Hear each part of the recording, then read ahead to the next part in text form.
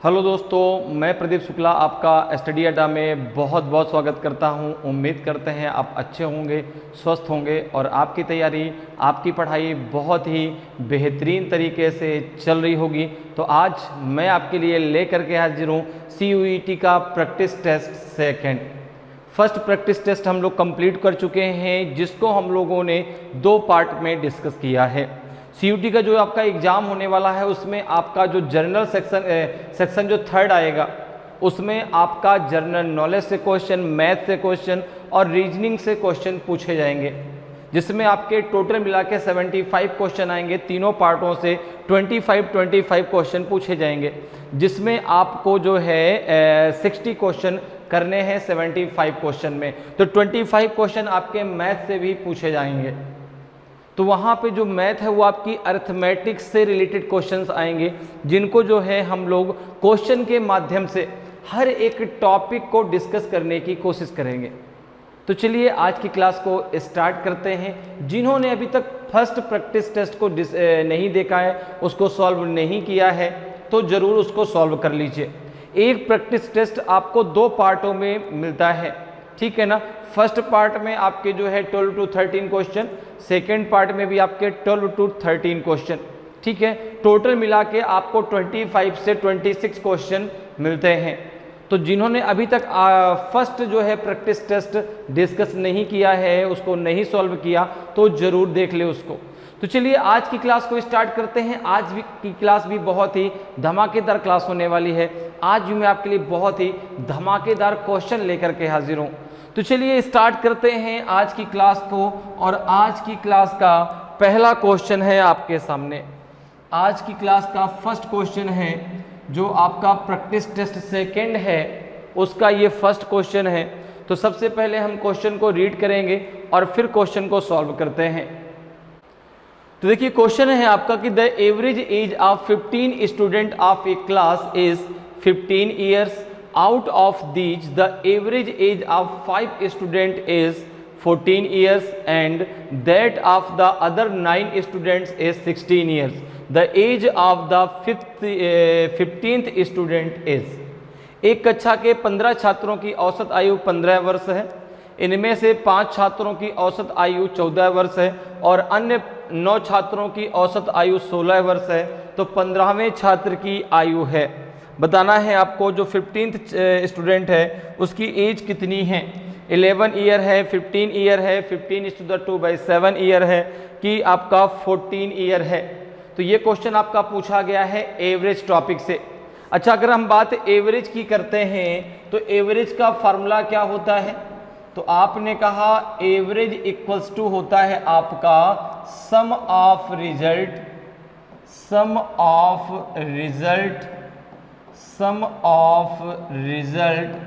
Divided by number of result,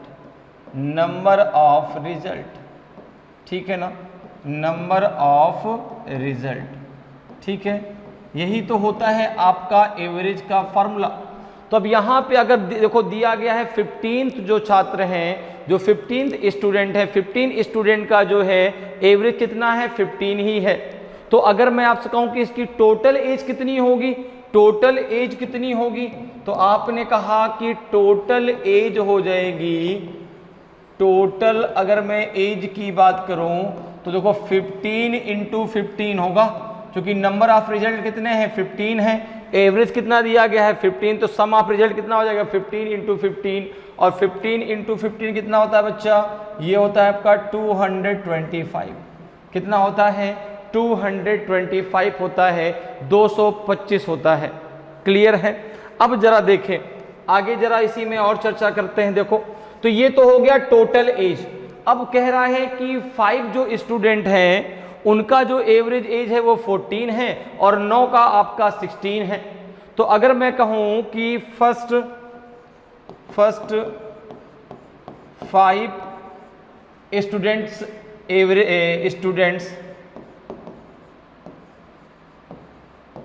total as, तो ये कितना हो जाएगा, ये हो जाएगा आपका जो है 5 × कितना हो जाएगा आपका 5 × 14, तो ये हो जाएगा आपका 70।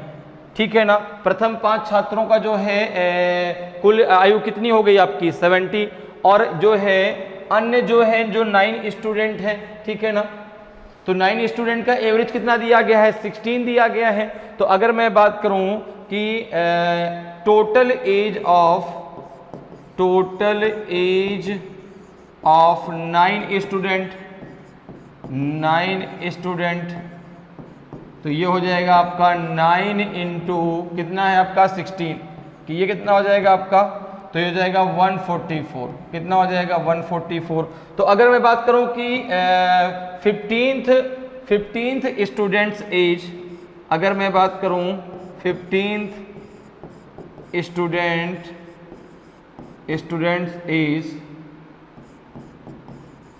कितना हो जाएगा आपका, टोटल कितना है 225, ठीक है ना, माइनस इन जो है 5 का कितना है 70, इन 9 का कितना है 144, इसको जोड़ दो, इससे माइनस कर दो, कितना हो जाएगा ये 225, माइनस कितना हो जाएगा आपका ये 4 और 7 4 11 112, कितना आ जाएगा आपका 5 - 4 तो 1 और 2 - 1 तो 1, 11 ईयर आपका आंसर आ जाएगा। जो 15वां स्टूडेंट है उसकी जो एज है वो आपकी 11 ईयर है, तो ऑप्शन ए आपका सही आंसर हो जाएगा। क्लियर है, समझ में मेरी बात आई। एवरेज इक्वल्स टू क्या होता है, sum of result of number of result. तो यहां पर देखो आपको एवरेज दिया गया था, सबसे पहले हमने टोटल एज निकाली, कितनी हो गई 225। फर्स्ट 5 स्टूडेंट्स टोटल एज कितनी है आपकी 70, and total age of 9 student कितनी दी गई है आपकी, तो 144। तो 15th स्टूडेंट की एज कितनी हो जाएगी, तो आपने कहा टोटल एज में से इन दोनों की एज को क्या कर दें, प्लस करके माइनस कर दें। तो 70 + 144 कितना हो जाएगा 214, और 225 से जब 214 आप माइनस करेंगे तो ये आ जाएगा आपका 11। तो जो 15वां छात्र है उसकी जो एज है वो आपकी है 11 ईयर। तो ऑप्शन ए आपका सही आंसर हो जाएगा। क्लियर है। नेक्स्ट क्वेश्चन पे आते हैं। देखिए नेक्स्ट क्वेश्चन देखिए क्या है आपका, सेकंड नंबर क्वेश्चन है। क्वेश्चन को पहले रीड करते हैं और फिर क्वेश्चन को सॉल्व करेंगे। क्वेश्चन कह रहा है कि the angle of elevation of a tower from a distance of 100 metre from its foot is 30 degree, find the height of the tower. एक मीनार का उसके पाद से 100 मीटर की दूरी से उन्नयन कोण 30 डिग्री है, तो मीनार की ऊंचाई ज्ञात कीजिए। कितनी होगी 50/√3 मीटर, 50√3 मीटर, 100√3 मीटर कि 100/√3 मीटर कि 100√3 मीटर। तो देखिए अब ये क्वेश्चन पूछा गया हाइट एंड डिस्टेंस से। तो क्वेश्चन कह रहा है कि the angle of elevation of a tower. देखो अब देखो ये एक टावर हो गया, ये एक टावर है, ठीक है ना, ये एक टावर है, मीनार है, जो कुछ भी कह लीजिए, ठीक है। अब कह रहा है कि उसके जो ये मीनार है, ठीक है ना, तो the angle of elevation of a tower from distance of 100 metre, ठीक है ना, फ्रॉम इट्स फुट। तो अब देखो ये है, ये तो एक मीनार है, उसका बेस किधर होगा, उसका बेस यही तो होगा, और ये जो दूरी है यहां से इसका जो ये एंगल है, ये जो उसका एलिवेशन एंगल है ना, ये ठीक है ना, जो यहाँ पे आके इसकी जो कह सकते हैं छाया पड़ रही है, जो ये एंगल बन रहा है, ये कितने डिग्री का बन रहा है, ये बन रहा है आपका 30 डिग्री का। ये कितने डिग्री का बन रहा है 30 डिग्री का। और यहाँ से यहाँ तक की डिस्टेंस कितनी दी गई है 100 मीटर। 100 मीटर की दूरी से, अर्थात ये जो दूरी है वो है आपकी 100 मीटर यहाँ से यहाँ तक की दूरी, ठीक है ना। तो कह रहा है कि मीनार की ऊंचाई ज्ञात कीजिए। आपको ये ज्ञात करना है, आपको इसकी ये हाइट बतानी है कि ये हाइट कितनी है। तो अब देखो यहाँ पर जो है भाई, ये हो गया आपका क्या, ये तो हो गया आपका टावर। टावर का जो है ये क्या हो गया, एलिवेशन एंगल हो गया। और ये यहाँ से यहाँ तक की दूरी कितनी दी गई 100 मीटर फ्रॉम इट्स फुट, ठीक है ना, इज 30 डिग्री। तो जो ये उन्नयन कोण बन रहा है ना 30 डिग्री का, तो यहाँ से यहाँ तक की डिस्टेंस कितनी है 100 मीटर।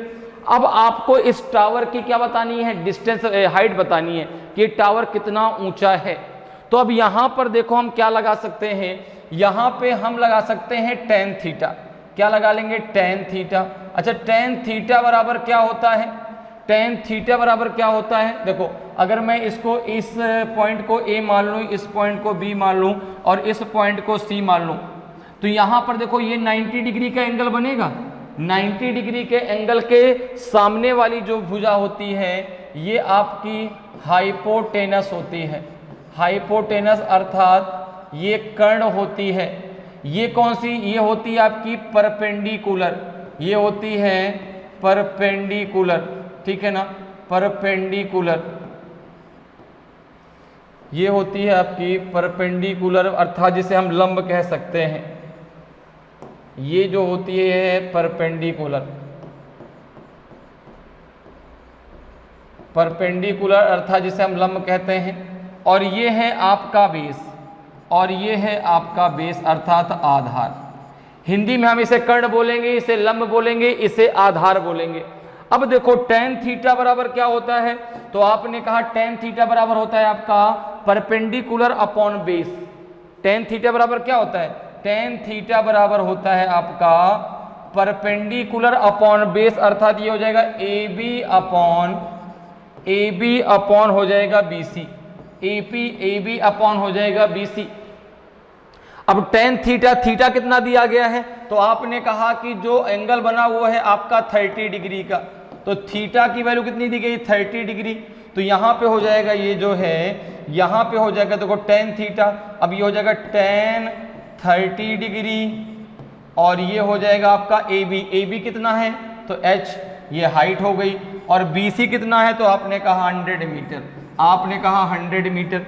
अब टेन 30 का मान आपको मालूम होना चाहिए, तो टेन 30 का मान कितना होता है, 1/√3। टेन 30 का मान कितना होता है, तो आपने कहा होता है 1/√3 इक्वल्स टू है आपका h अपॉन 100। कितना है, h अपॉन 100। तो h बराबर कितना हो जाएगा, तो आपने कहा h इक्वल्स टू हो जाएगा आपका 100/√3। h बराबर क्या हो जाएगा आपका 100/√3। इसको हमने यहाँ पे ऐसा सॉल्व कर लिया, ध्यान रखना। h बराबर कितना हो जाएगा आपका 100/√3। भाई h बराबर हमें निकालना है, इसकी हाइट ही तो निकालना है, तो 100 ऊपर चला कितना आ जाएगा 100/√3 आ जाएगा। तो ऑप्शन सी आपका सही आंसर हो जाएगा। क्लियर है, आंसर सी आपका सही आंसर होगा। अगले क्वेश्चन पर आते हैं। अगले क्वेश्चन का आंसर आपको बताना है, अगले क्वेश्चन का आंसर आपको बताना है। क्वेश्चन सबसे पहले रीड करिए और फिर क्वेश्चन का आंसर दीजिए। क्वेश्चन है कि 2 trains start from stations A and B and travel towards each other at speed of 50 km per hour and 60 km per hour respectively.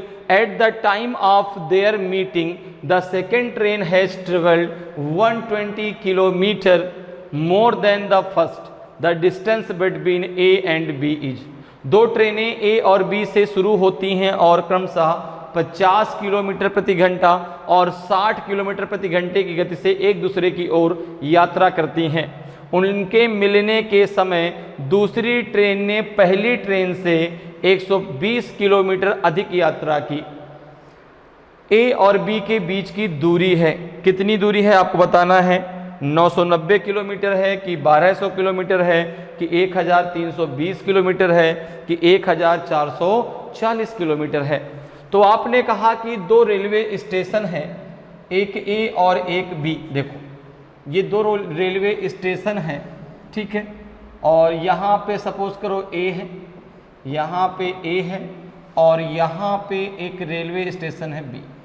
अच्छा, ए से एक ट्रेन चलती है बी की तरफ, ए से एक ट्रेन चलती है बी की तरफ और एक ट्रेन चलती है बी से ए की तरफ, ठीक है ना।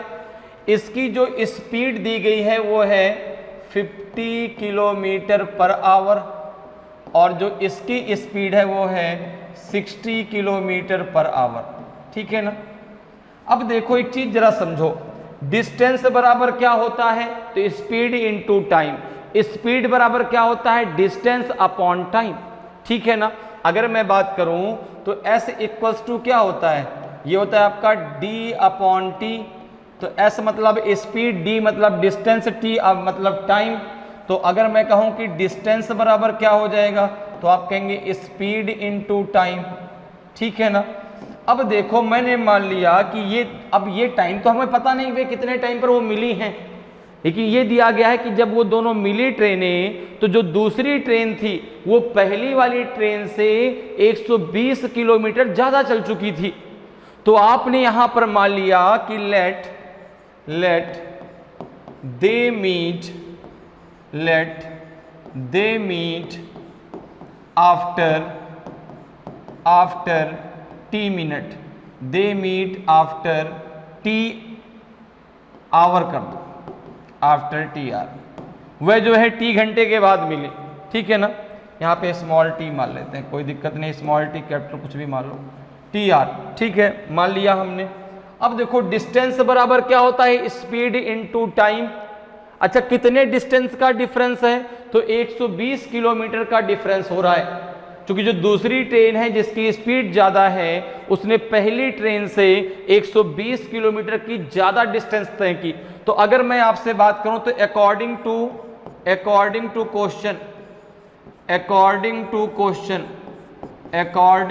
क्वेश्चन तो यहां पे जरा देखो डिस्टेंस बराबर क्या हो जाएगा, स्पीड इनटू टाइम। तो यहां पर जो आपको डिफरेंस दिया गया है वो दिया गया है 60t minus 50t equals to 120 दिया गया है। भाई जो एक दूसरी ट्रेन है वो पहली ट्रेन से 120 किलोमीटर ज़्यादा जो है उसने सफ़र किया। तो यहाँ पर अगर देखें तो 60t into minus 50t equals to 120 हो जाएगा।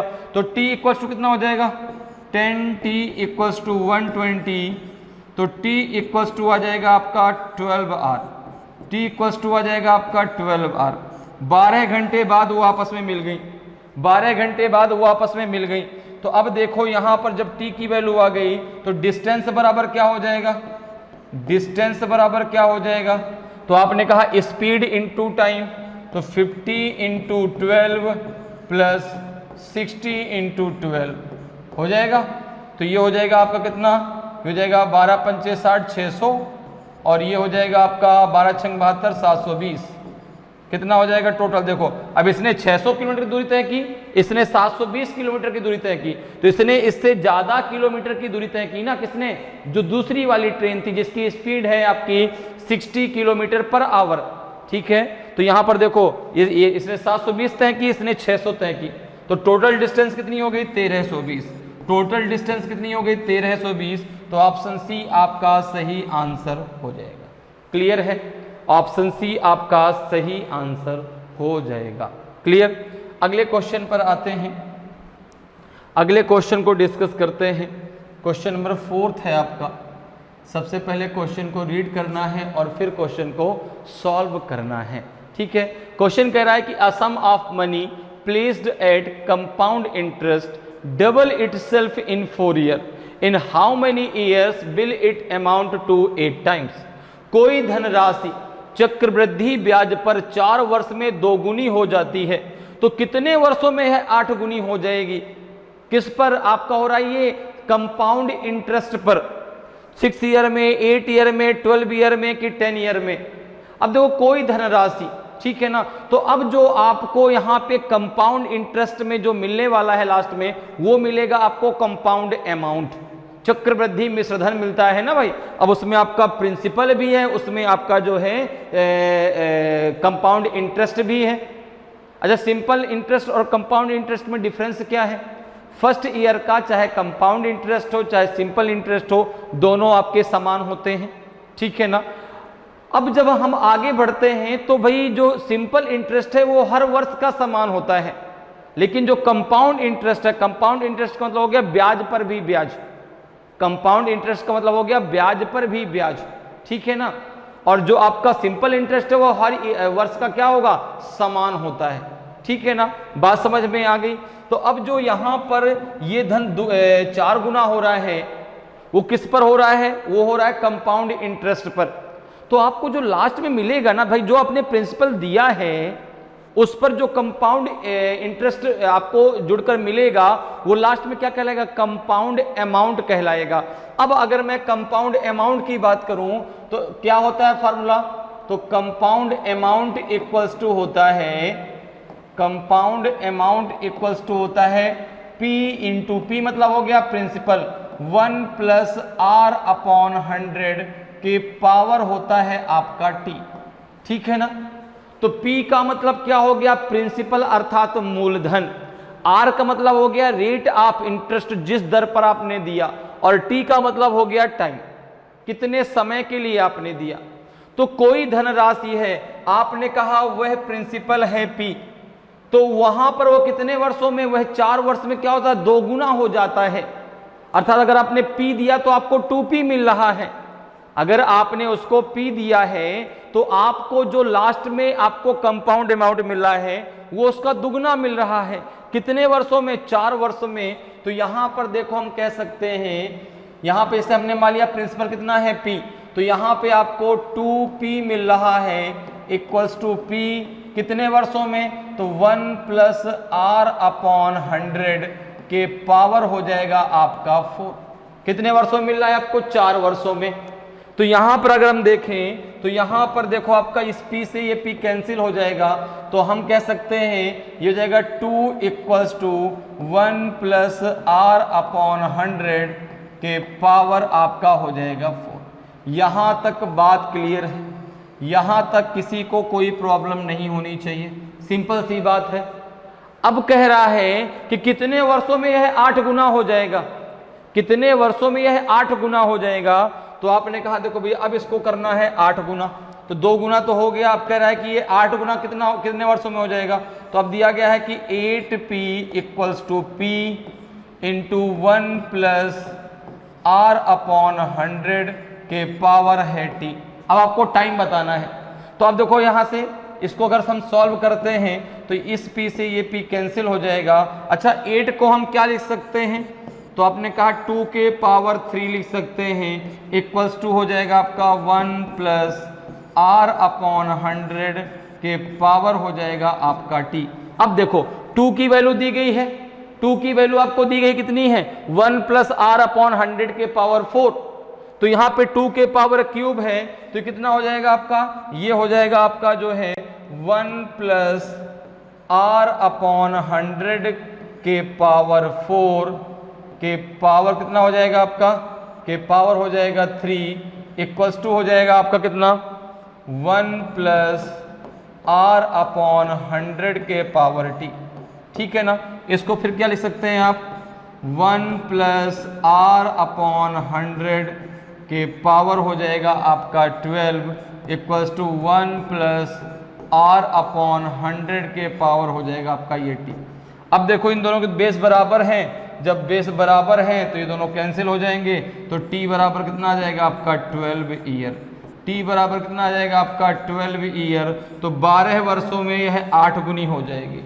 ठीक है ना। 4 वर्षों में यह 2 गुनी, तो 12 वर्षों में कितना क्या हो जाएगी, ये 8 गुनी हो जाएगी। तो ऑप्शन सी आपका सही आंसर हो जाएगा, ऑप्शन सी आपका सही आंसर हो जाएगा। क्लियर है, समझ में बात आ रही है। तो भाई कंपाउंड अमाउंट का फॉर्मूला क्या होता है, P into 1 plus R upon 100 के पावर T। ठीक है ना। जिसमें P क्या है आपका, प्रिंसिपल है, R क्या है, रेट ऑफ इंटरेस्ट है, और T क्या है आपका, टाइम है। तो पहले आपको दिया गया था कि 4 वर्ष में दुगना हो जाएगा, तो यहां से हमें मिल गया 2 इक्वल्स टू इतना। अब यहां पर दिया कितने वर्षों में 8 गुना हो जाएगा, तो 8 को हम क्या लिख सकते हैं, 2 के पावर 3। अब 2 की वैल्यू हमको पता है कि कितनी है आपकी, 1 प्लस R अपॉन 100 के पावर 4। तो इसके ऊपर हमने क्या लगा दिया, क्यूब, तो ये कितना हो गया आपका 4 3 जा 12। भाई अगर आपको ये चीज पता है, ये तो मालूम है ना आपको, कि अगर कभी ऐसा दिया गया है देखो कि A के पावर M के पावर N, तो इसको आप लिख सकते हैं A के पावर M इंटू N लिख सकते हैं। तो यही तो दिया गया, A के पावर M के पावर N दिया गया है, तो M इंटू N हो जाएगा। ठीक है ना। और अगर आपको ये भी पता है कि अगर A के पावर आपका जो है यहाँ पे मान लो B दिया है और यहाँ पे A के पावर C दिया है, अगर बेस बराबर है तो ये क्या हो जाएगा, B इक्वल्स टू कितना हो जाएगा, C के। अगर बेस बराबर है तो पावर आपस में बराबर हो जाती हैं। ठीक है ना। और अगर इस प्रकार से दिया गया है तो ये भी आपस में आप इस प्रकार से मल्टीप्लाई हो जाता है। क्लियर है।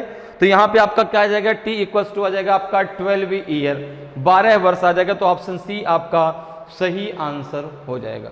अगले क्वेश्चन पर आते हैं। अगला क्वेश्चन जरा देखिए भाई, 5th नंबर क्वेश्चन है आपका। 5th नंबर आपका क्वेश्चन है। क्वेश्चन कह रहा है कि the side of a triangle having area 7776 centimetre square are in the ratio 3:4:5। The perimeter of the triangle is 7776 centimetre square क्षेत्रफल वाले एक त्रिभुज की भुजाओं का अनुपात 3:4:5 है। तो त्रिभुज का परिमाप कितना है बताना है आपको कि भाई 400 सेंटीमीटर आएगा आपका पेरीमीटर, कि 412 आएगा, कि 424 आएगा, कि आपका जो है 432 आएगा। तो देखिए आपसे पूछा गया है कि पेरीमीटर ऑफ ट्रायंगल, ठीक है ना। तो अगर हम देखें तो यहाँ पे हमें एरिया कितना दिया गया है, एरिया दिया गया है आपका ट्रायंगल का 7776 सेंटीमीटर स्क्वायर, ठीक है। अच्छा यहाँ पे इसकी साइड्स कितनी दी गई हैं, अगर हम बात करें इट्स साइड, तो आपने कहा ये, अब यहाँ पे अगर इसको x मान लेते हैं या ABCD कुछ भी आप मान लो जो आप मानना चाहें, जैसे मैंने मान लिया 3A 4A एंड 5A, ठीक है ना, मैंने x की जगह A मान लिया, ठीक है।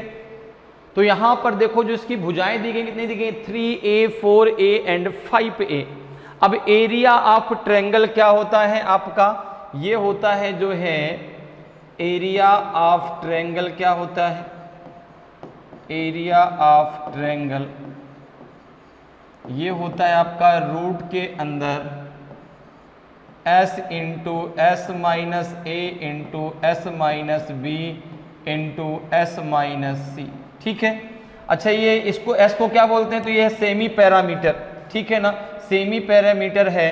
तो अगर मैं s की बात करूं तो s इक्वल्स टू कितना होता है, आपने कहा a plus B plus C upon 2, ये है सेमी पैरामीटर। तो ये हो जाएगा आपका a plus B plus C upon 2। तो a कितना है आपका, तो ये है आपका 3a प्लस 4b प्लस आपका 5a अपॉन 2, कितना हो जाएगा आपका, ये हो जाएगा 3 प्लस 4 7, 7 प्लस 5 हो जाएगा आपका 12, तो ये आ जाएगा आपका 12a अपॉन 2, तो ये हो जाएगा आपका 6a, कितना हो जाएगा 6a, ठीक है ना।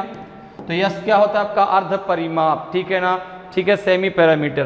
तो अब यहाँ पर देखो एरिया ऑफ ट्रायंगल क्या है, s रूट के अंदर s into s minus a into s minus b into s minus c. अब यहाँ पर s की वैल्यू आप रख दो। अच्छा एरिया ऑफ ट्रायंगल कितना दिया गया है, तो आपने कहा ये दिया गया है 7776 इक्वल्स टू हो जाएगा आपका रूट के अंदर कितना हो जाएगा आपका जो है s कितना है आपका 6a, ठीक है ना, ये कितना हो जाएगा, ये हो जाएगा आपका 6a माइनस 3a इंटू हो जाएगा आपका जो है 6a माइनस 4a और ये हो जाएगा आपका 6a माइनस 5a। क्लियर है। अब जरा इसको सॉल्व करें, कितना आ जाएगा, ये हो जाएगा आपका रूट के अंदर हो जाएगा आपका 6a इंटू हो जाएगा आपका जो है 3a इंटू हो जाएगा 2a इंटू हो जाएगा a। तो अगर हम इसको सॉल्व करते हैं कितना आ जाएगा आपका, ये 7776 इक्वल्स टू आ जाएगा आपका ये 6a स्क्वायर, कितना आ जाएगा 6a स्क्वायर आ जाएगा भाई, 4 टाइम a है ना, तो ये हो जाएगा a के पावर 4, तो a square into a square, तो a के a स्क्वायर खत्म हो जाएगा रूट के बाहर लाने में, तो ये a स्क्वायर एक बचेगा, 6 इंटू ये भी 6 हो जाएगा तो 36 हो जाएगा, तो 6 ये आ जाएगा। तो अगर मैं बात करूं कि a स्क्वायर इक्वल्स टू कितना होगा, तो 6 का इसमें भाग दे दीजिए, 6 1 जा 6, कितना बचेगा आपका 1, 17 हो जाएगा, 6 2 जा 12 और 6 3 जा 18, तो 6 2 जा 12 हो जाएगा, कितना बचेगा 5 57 हो जाएगा, 6 9 जा हो जाएगा 54 और 6 6 जा हो जाएगा 36। 6 का हमने इसमें क्या कर दिया, इससे डिवाइड कर दिया। तो यहाँ पे अगर हम a की वैल्यू निकालेंगे तो a इक्वल्स टू हो जाएगा आपका रूट के अंदर 1296। अच्छा ये किसका रूट होता है, ये 36 का होता है, ये 36 का होता है। तो यहाँ से आपको a की वैल्यू मिल जाएगी, यहाँ से आपको क्या मिल जाएगी, a की वैल्यू। इसको यहाँ पे सॉल्व कर लेते हैं, यहाँ पे आपको a इक्वल्स टू मिल जाएगा आपका 36, a इक्वल्स टू कितना मिल जाएगा 36, ठीक है ना। अब अगर हम चाहें तो देखो पेरीमीटर क्या हो जाएगा, पेरीमीटर तीनों भुजाओं का योग ही तो होता है, तीनों भुजाओं का आपका क्या हो जाएगा, योग हो जाएगा। तो यहाँ पर देखो अगर भुजाओं की बात करें तो क्या क्या आ जाएंगी, पहली भुजा आ जाएगी आपकी 3 इंटू 36, कितना आ जाएगा आपका 108, ठीक है ना। दूसरी भुजा क्या आ जाएगी 4 इंटू 36, कितना हो जाएगा आपका ये 4 6 जा 24, 4 6 जा 24 और 4 3 जा 12 और 2 कितना हो जाएगा आपका 14 144। और तीसरी भुजा हो जाएगी 5 इंटू 36, ये कितना हो जाएगा आपका 5 180 हो जाएगा ना भाई, 5 6 जा 30, 5 3 जा 15 प्लस 3 18। तो तीनों को जरा ऐड कर दो, जो आ जाएगा वही आंसर हो जाएगा। तो पेरीमीटर ऑफ ट्रायंगल कितना हो जाएगा 108 प्लस 144 प्लस 180, कितना हो जाएगा ये जरा ऐड करो इसको। तो आपने कहा हो जाएगा 2, ठीक है ना 2, और ये हो जाएगा फिर कितना हो जाएगा आपका, ये हो जाएगा आपका 8 प्लस 4 12 और 12 और 1 हो जाएगा 13, 1 फिर से होल्ड हो जाएगा 3 प्लस 1 4। तो 432 सेंटीमीटर आपका क्या आ जाएगा, पेरीमीटर ऑफ ट्रायंगल आ जाएगा। तो ऑप्शन डी आपका सही आंसर हो जाएगा। भाई पेरीमीटर ऑफ ट्रायंगल क्या होता है, तीनों भुजाओं का योग होता है, ठीक है ना। ए की वैल्यू आप कितनी मिल गई 36, आप इसको यहां से भी डायरेक्ट सॉल्व कर सकते हैं भाई, ये तो सेम ही पैरामीटर है ना। तो पैरामीटर क्या हो जाएगा 2 इंटू 6a, ए की वैल्यू आपको पता चल गई 36 है, तो 36 इंटू 6 और उसका डबल कर दीजिए तो भी वहां से आंसर आ जाएगा। या फिर तीनों भुजाएं अलग अलग आप निकाल करके सबको आपस में जोड़िए तो भी आपका आंसर आ जाएगा, क्योंकि तीनों भुजाओं का योग ही तो आपका होता है पेरीमीटर ऑफ ट्रायंगल। क्लियर है, तो आंसर हो जाएगा 432 सेंटीमीटर। अगले क्वेश्चन पर आते हैं। अगला क्वेश्चन देखिए 6 नंबर क्वेश्चन है आपका, आपको इसकी वैल्यू बताना है। द वैल्यू ऑफ रूट के अंदर 5 plus root 11 plus root 9 plus root 29 plus root के अंदर जो है आपका 49, इसकी वैल्यू क्या होगी, 3 होगी, 9 होगी, 7 होगी कि 5 होगी। तो बहुत सिंपल सा है, यहाँ पर देखो इसको कैसे सॉल्व करना है। इसको सॉल्व किस प्रकार से करना है, तो रूट के अंदर दिया है 5 प्लस इसके अंदर है आपका 11 प्लस इसके अंदर है आपका 19 प्लस अब यहाँ पर आपका दिया गया है कितना, ये दिया गया है रूट के अंदर। अब देखो यहाँ पे 19 29। अब अगर बात आप करें तो जो 49 है वो किसका रूट होता है 7 का। 49 जो है अगर मैं रूट 49 की बात करूं तो ये किसका रूट हो जाएगा 7 का। तो यहाँ पे मैं डायरेक्ट लिख सकता हूँ 7। अब देखो इन दोनों को जरा ऐड कर लो कितना हो जाएगा, तो ये हो जाएगा आपका रूट के अंदर 5 प्लस रूट के अंदर 11 प्लस रूट के अंदर 19। अब देखो 29 प्लस 7 कितना हो जाएगा, तो आपने कहा ये हो जाएगा आपका रूट के अंदर 36 और रूट के अंदर 36 का मतलब हो गया 6। तो यहाँ पे मैं 6 लिख सकता हूँ भाई। 29 प्लस 7 कितना हो जाएगा, रूट के अंदर 36 और 36 किसका रूट होता है 6 का, तो यहाँ पे प्लस का 6 हो जाएगा। अब जरा देखो इसको जरा आगे सॉल्व करिए कितना आ जाएगा ये, तो आपने कहा हो जाएगा रूट के अंदर 5 प्लस रूट के अंदर 11 प्लस। अब अगर आप इसको सॉल्व करें तो ये हो जाएगा 25, ये हो जाएगा रूट के अंदर 25, चूंकि रूट 19 प्लस 6 कितना हो जाएगा 25 हो जाएगा और 25 होता है आपका 5 का रूट, तो यहाँ पे हो जाएगा आपका 5। इसको आप आगे क्या लिख सकते हैं, ये हो जाएगा आगे आपका रूट के अंदर 5 प्लस ये हो जाएगा आपका कितना 4 हो जाएगा, कितना हो जाएगा 4, ठीक है ना। क्योंकि देखो ये कितना हो जाएगा आपका, ये रूट के अंदर हो जाएगा आपका कितना 16 और 16 किसका होता है 4 का, तो ये जाएगा रूट के अंदर 5 प्लस 4। और जब इसको आप सॉल्व करेंगे यहाँ पे इसको सॉल्व कर लेते हैं, तो जब आप जो है रूट के अंदर 5 प्लस रूट के अंदर 4 को सॉल्व करेंगे हो जाएगा रूट का 9 और रूट का 9 किसका होता है आपका 3 का, ठीक है ना, किसका होता है 3 का। तो यहाँ पे आपका 3 जो है बिल्कुल सही आंसर हो जाएगा, 3 आपका सही आंसर हो जाएगा। क्लियर है, इसको हमने कहाँ पे सॉल्व किया, यहाँ पे ध्यान रखना, ठीक है ना। तो यहाँ पर जब भी इस प्रकार क्वेश्चन आते हैं इनको इसी प्रकार से सॉल्व करना है। 49 किसका रूट था 7 का, तो 7 इसमें ऐड होगा कितना 36 हो गया, 36 इसका होता है 6 का 19 प्लस 6 25, 25 होता है 5 का, 11 प्लस 5 16, 16 होता है 4 का, तो यहाँ पे हो जाएगा 5 प्लस 4, तो रूट में 9 आ जाएगा। रूट 9 किसका रूट होता है? आपका 3 का, तो यहाँ पे आपका 3 जो है बिल्कुल सही आंसर हो जाएगा। अगले क्वेश्चन पर आते हैं, अगले क्वेश्चन का आंसर दीजिए भाई। क्वेश्चन सबसे पहले डिस्कस करते हैं, क्वेश्चन है क्या, सबसे पहले उसको रीड करते हैं फिर डिस्कस करते हैं, ठीक है ना। क्वेश्चन कह रहा है कि 2 pipe can fill a tank in 15 hours and 20 hours respectively, while the third can empty it in 30 hours. If all the pipe are opened simultaneously, then the empty tank will be filled in. दो pipe एक tank को क्रमशः 15 घंटे और 20 घंटे में भर सकते हैं, जबकि तीसरा पाइप इसे 30 घंटे में खाली कर सकता है। यदि सभी पाइपों को एक साथ खोल दिया जाए तो खाली टंकी भर जाएगी कितने समय में? 10 घंटे में, 12 घंटे में, 15 घंटे में, कि 15 से 1/2 घंटे में। तो ये क्वेश्चन है आपका पाइप और टंकी से, ठीक है ना। तो पाइप और टंकी में भी जो हमारा कॉन्सेप्ट लगता है ना, वो टाइम एंड वर्क का ही तो लगता है भाई। उसको जो पाइप हैं अगर किसी टंकी को भर रहे हैं या कोई पाइप किसी टंकी को खाली कर रहा है तो वो काम ही तो कर रहे हैं, ठीक है ना। पाइप भरने वाला पाइप भरने का काम कर रहा है, खाली करने वाला पाइप खाली करने का काम कर रहा है।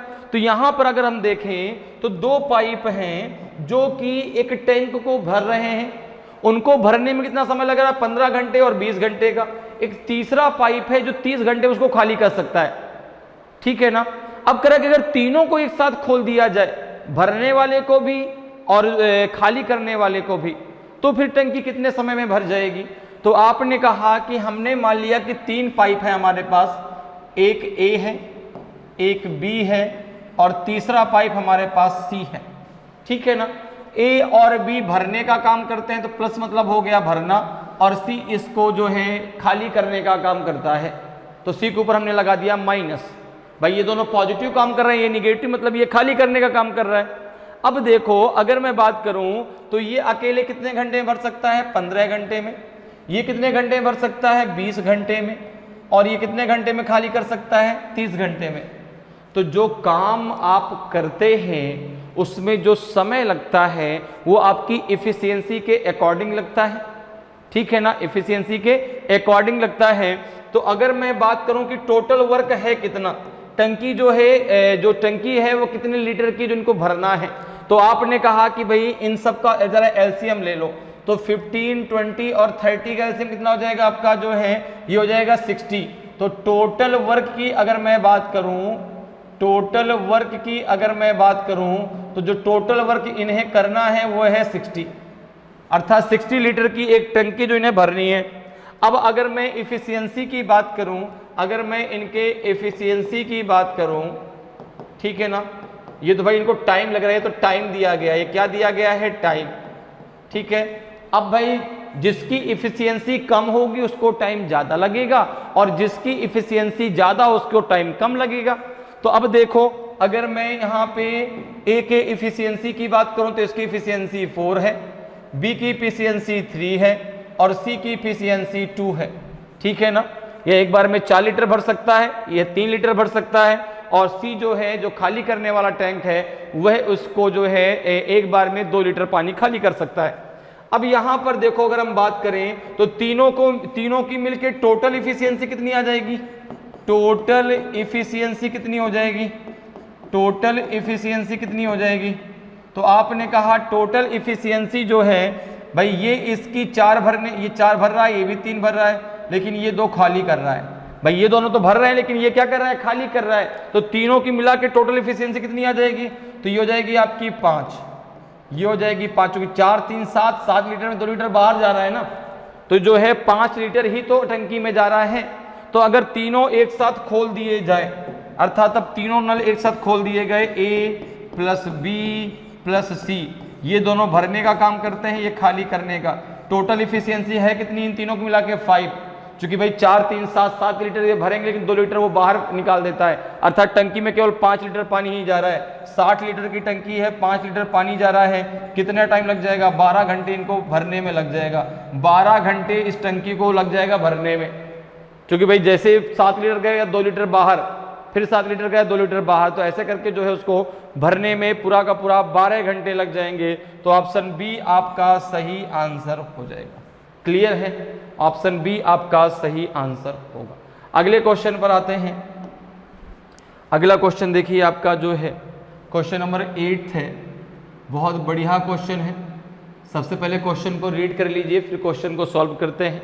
क्वेश्चन कह रहा है कि if a plus B equals to 90 degree then root के अंदर tan a into tan b plus tan a into cot b upon sine a into sec b minus sine square b upon cos square b equals to what. क्या होगा? tan a होगा कि sin a होगा कि cot a होगा कि cosec a होगा? तो देखिए यहां पर आपका दिया गया है कि a plus B equals to 90 degree. क्या दिया गया है आपका? a plus B equals to 90 degree. इसको हम कह सकते हैं आपका a इक्वल्स टू क्या हो जाएगा आपका 90 डिग्री माइनस बी। लिख सकते हैं? बिल्कुल लिख सकते हैं, ठीक है ना। अब देखो आपको यहाँ पर कुछ चीज़ें पता हैं पहले से, नहीं पता है तो पता कर लीजिए। देखिए आपको मालूम है कि अगर मैं लिखूँ कॉट 90 माइनस थीटा तो ये कितना हो जाएगा आपका tan थीटा। हो जाएगा नहीं हो जाएगा? ठीक है ना। अगर मैं लिखता हूँ sec 90 माइनस थीटा तो ये हो जाएगा आपका cosec थीटा। क्या हो जाएगा आपका cosec थीटा। अगर मैं लिखता हूँ sin 90 minus theta, sin 90 minus theta तो ये हो जाता है आपका cos थीटा। ये क्या हो जाता है बच्चा? cos theta. ठीक है ना। तो अगर मैं यहाँ पर देखूँ, अगर मैं यहाँ पर देखूँ तो देखो मैं अगर यहाँ पे लिखता हूँ जो है, मैं यहाँ पे अगर लिखता हूँ कि tan, ठीक है ना। अगर अब देखो यहाँ पे क्या दिया है tan a into tan b plus tan a into cot b। तो अगर मैं यहाँ पे लिखूँ कि tan 90 माइनस b तो ये हो जाएगा आपका cot a, ये हो जाएगा आपका cot a। इसी प्रकार से अगर मैं लिखूं cot 90 minus b, 90 minus b तो ये हो जाएगा आपका tan a। ये क्या हो जाएगा आपका tan a। इसी प्रकार से अगर मैं लिखूं कि sec 90 माइनस b तो ये हो जाएगा आपका cosec a, ये हो जाएगा आपका cosec a। इसी प्रकार से अगर मैं लिखूं कि sin 90 माइनस b तो ये हो जाएगा आपका cos a, ये हो जाएगा आपका cos a। ठीक है ना। अब देखो आप इस वैल्यू को जरा यहाँ पे रख दीजिए। अगर यहाँ पे आप इसको रखते हैं तो ये रूट के अंदर क्या हो जाएगा? देखो tan a इंटू क्या हो जाएगा आपका cot a प्लस ये हो जाएगा आपका tan a into tan a जाएगा आपका tan a into tan a। ठीक है, tan a into tan a और ये हो जाएगा अपॉन में, अपॉन हो जाएगा आपका sin a into cosec a into cosec a। ये रूट के अंदर और आगे बढ़ेगा। यहाँ पे मैंने इसको नीचे लिख देता हूँ, रूट के अंदर ही आगे ये रूट और आगे बढ़ेगा और ये माइनस का हो जाएगा आपका जो है cos square a upon cos square a। ध्यान रखिएगा ये जो है ना इसी के आगे लिखा हुआ है, ठीक है ना। जो ये वैल्यू है इसी के आगे है, तो ये रूट में ही आगे, अलग से नहीं है। ठीक है, अब जरा इसको जब हम आगे सॉल्व करते हैं तो कितना हो जाएगा? देखो ये, अच्छा इसकी वैल्यू कितनी हो जाएगी?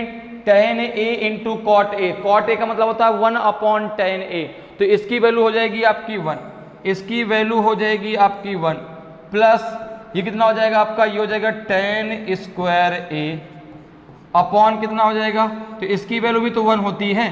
Sign a into cosec a का मतलब होता है 1 अपॉन साइन a, तो इसकी वैल्यू भी 1 हो जाएगी। अब माइनस इसकी वैल्यू भी आपकी 1 हो जाएगी। ये दोनों आपस में क्या हो जाएंगे? कैंसिल हो जाएंगे। तो ये कितना हो जाएगा? अब बाद में आपका ये हो जाएगा रूट के अंदर, तो यहाँ पे 1 है तो हो जाएगा 1 प्लस tan स्क्वायर a और ये हो जाएगा माइनस का 1, माइनस के 1 से प्लस का 1 कैंसिल हो जाएगा, माइनस के 1 से प्लस का 1 कैंसिल हो गया, तो ये बचा रूट के अंदर tan स्क्वायर ए, और इसको आप लिख सकते हैं कितना आपका 10a, क्या लिख सकते हैं 10a। तो ऑप्शन आपका जो ए है बिल्कुल सही आंसर हो जाएगा। क्लियर है, समझ में मेरी बात आई भाई। यहाँ पे tan 90 माइनस बी कितना हो जाएगा आपका cot a, cot 90 minus B कितना हो जाएगा आपका tan a, sec 90 minus B कितना हो जाएगा आपका cosec a, sin 90 minus B कितना हो जाएगा, यहाँ पे माइनस है, sin 90 माइनस बी कितना हो जाएगा आपका जो है cos a, और यहाँ पे इसकी वैल्यू को पुट कर दो, ये इसी के साथ में है जो आगे वैल्यू दी गई, ध्यान रखना इस बात को। तो cos स्क्वायर ए अपन cos स्क्वायर, तो ये पूरी वैल्यू 1 हो जाएगी, ये भी आपकी 1 हो जाएगी, ये tan स्क्वायर ए हो जाएगा, ये भी वैल्यू 1 हो जाएगी, क्योंकि cosec थीटा का मतलब होता है 1/sin थीटा, और cot थीटा का मतलब होता है 1/tan थीटा, ठीक है ना। तो यहाँ से जब आप रखेंगे तो ये आपका ये वैल्यू आ जाएगी, -1 से +1 कैंसिल हो जाएगा, तो tan स्क्वायर मतलब हो जाएगा आपका tan a। तो यहाँ पे ऑप्शन ए आपका सही आंसर हो जाएगा। क्लियर है, अगले क्वेश्चन पर आते हैं। अगले क्वेश्चन का जरा आंसर डिस्कस करते हैं क्या होगा। क्वेश्चन नंबर 9 है आपका। सबसे पहले क्वेश्चन को रीड करते हैं। क्वेश्चन है कि a house was sold for 12,600 rupees at a profit of 5% on the cost price, what percent should have been gained if it had been sold for 13,000 rupees. एक घर को लागत मूल्य पर 5% के लाभ पर 12,600 रुपये में बेचा गया। यदि इसे 13,000 रुपये में बेचा जाता तो कितने रुपए का लाभ, कितने प्रतिशत का लाभ होता। तो देखो यहाँ पे अगर हम बात करें तो यहाँ पे हमको सबसे पहले क्या दिया गया है, तो आपने कहा प्रॉफिट परसेंटेज दिया गया है। प्रॉफिट कितने परसेंट का है, 5% का, ठीक है ना। और यहाँ पे आपका सेलिंग प्राइस अर्थात एसपी दिया गया है, कितना है आपका 12,600 रुपीज। तो अगर मैं कहूं कि सीपी क्या होगा, इसका अगर मैं सीपी निकालूं तो सीपी बराबर क्या हो जाएगा, सीपी इक्वल्स टू हो जाएगा आपका जो है सेलिंग प्राइस अर्थात 12,600 अपॉन कितना है आपका, अब प्रॉफिट है 5% का, ठीक है ना। तो भाई परसेंट किस पर बेस्ड होता है, 100 पर। प्रॉफिट है तो उसमें प्लस हो जाएगा, तो ये हो जाएगा आपका 105 अपॉन 100 होगा, तो यहाँ पे इंटू 100 ऊपर कर दो भाई, अपॉन 100 होता ना, 5% का प्रॉफिट है तो 100 + 5 105 हो जाएगा, और परसेंटेज लगा तो अपॉन 100, तो अपॉन 100 है तो ऊपर जब जाएगा तो इंटू 100 हो जाएगा यहाँ पर। अब इसको जरा सॉल्व कर लो, कितना आ जाएगा। तो अगर हम 12600 में 105 का जरा भाग दे, कितना आ जाएगा, 1 टाइम 105 कितना आ जाएगा, ये बचेगा 1, ये बचेगा आपका 2, ठीक है ना। ये 00 कितना हो जाएगा आपका 10 दूना 20, 2 बार जाएगा, ठीक है। कितना हो जाएगा आपका ये तो 1 ही तो आएगा ना, 2 0 1 0 आएगा। फिर यहाँ पर कितना हो जाएगा आपका 2 पंचे 10, ये पूरा कैंसिल हो जाएगा, ये 120 आ जाएगा। अब भाग जाएगा नहीं आगे, ये 120 आ जाएगा, कितना आ जाएगा 120। जब आप इससे इसको कैंसिल करेंगे, हो जाएगा 120, और 120 इंटू 100 कितना हो जाएगा आपका 12,000, अर्थात इसका कॉस्ट प्राइस कितना था, इसका सीपी कितना है आपका 12,000 रुपीज। अब अगर इसको 13,000 बेचते तो कितने का प्रॉफिट होता, तो प्रॉफिट बराबर होता है आपका selling price minus cost price, ठीक है ना। अगर मैं प्रॉफिट की बात करूं तो प्रॉफिट इक्वल्स टू क्या होता है, selling price minus cost price. Selling price है आपका 13,000 और कॉस्ट प्राइस है आपका 12,000, अर्थात उसको 1,000 रुपए का प्रॉफिट होता। और जो प्रॉफिट आपका होता है हमेशा आपका किस पे होता है, सीपी पे। तो अगर मैं प्रॉफिट परसेंटेज की बात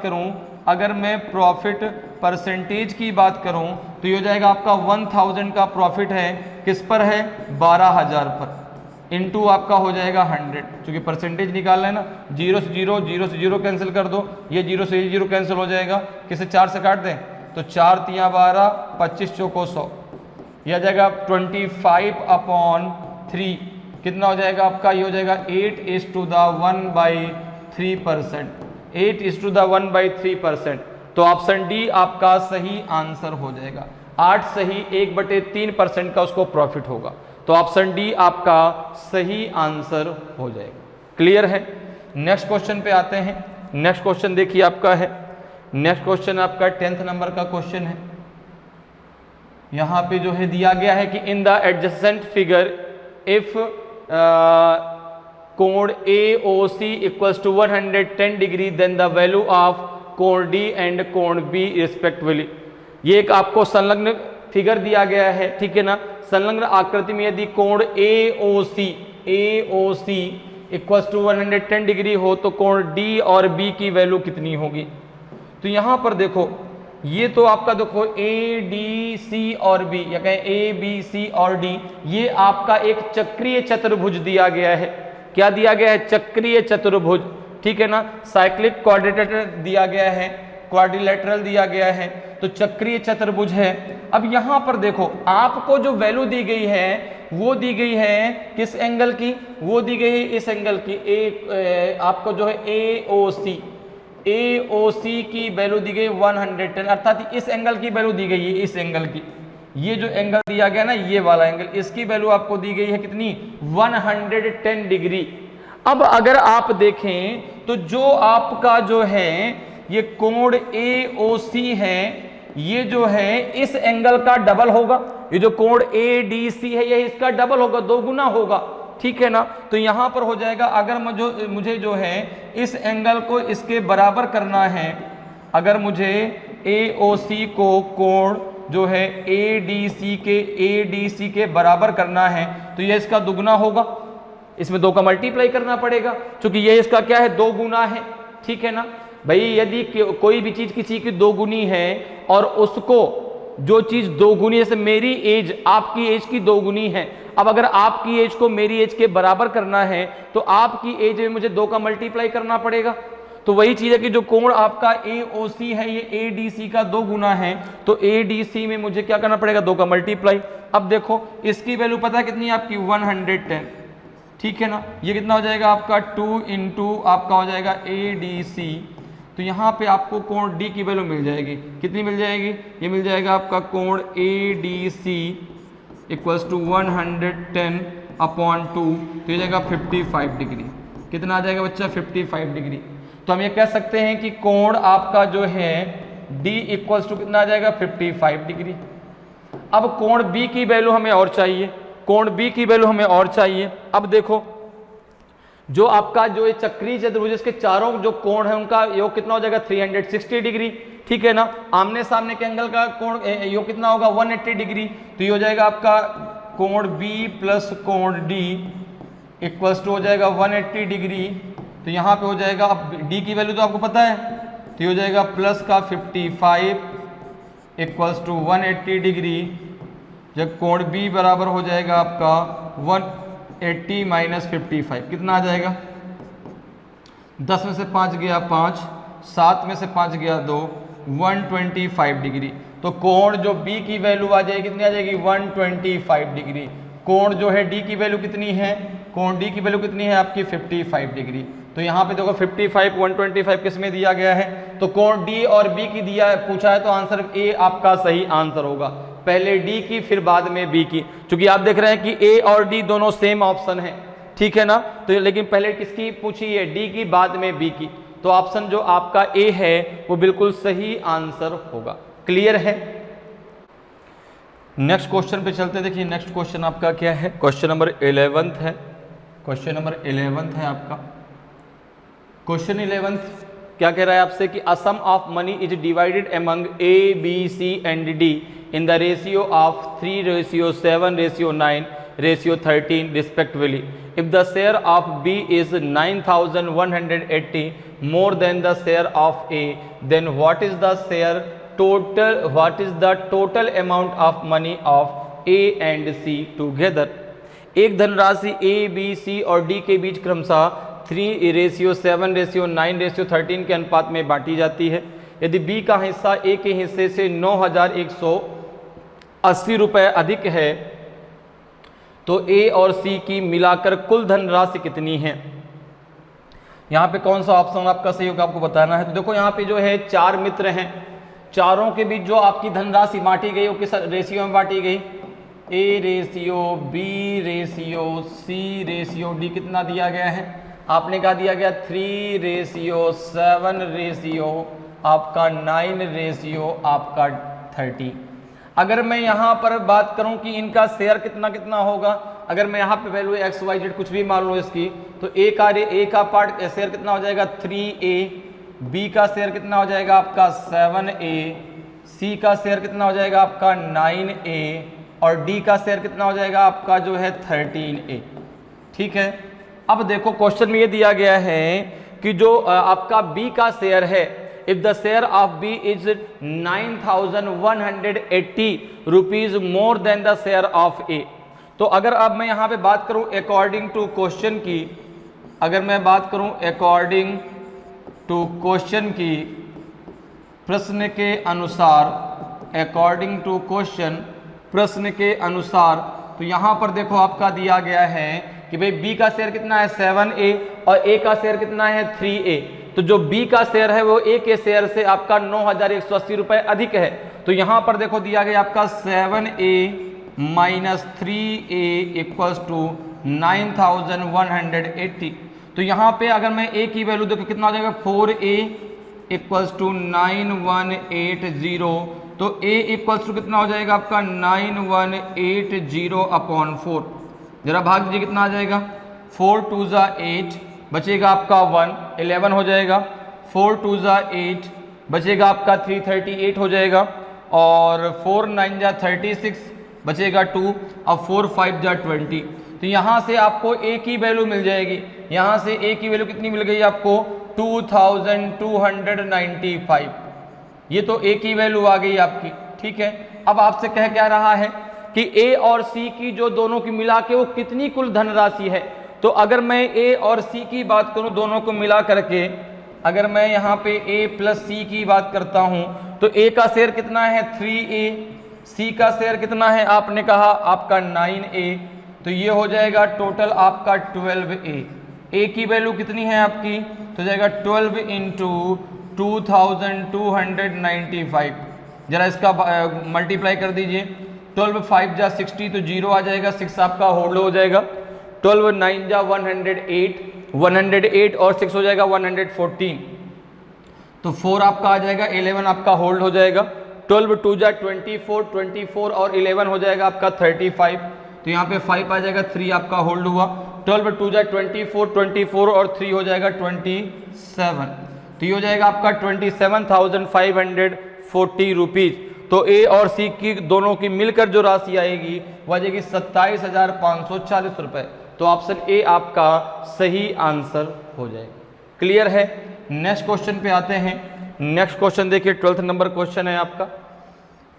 क्वेश्चन को सबसे पहले रीड करते हैं और फिर इसको डिस्कस करते हैं। क्वेश्चन है आपका जो है कि 4 bells ring at an interval of 5, 6, 8 and 9 seconds. All the bells ring simultaneously at some time.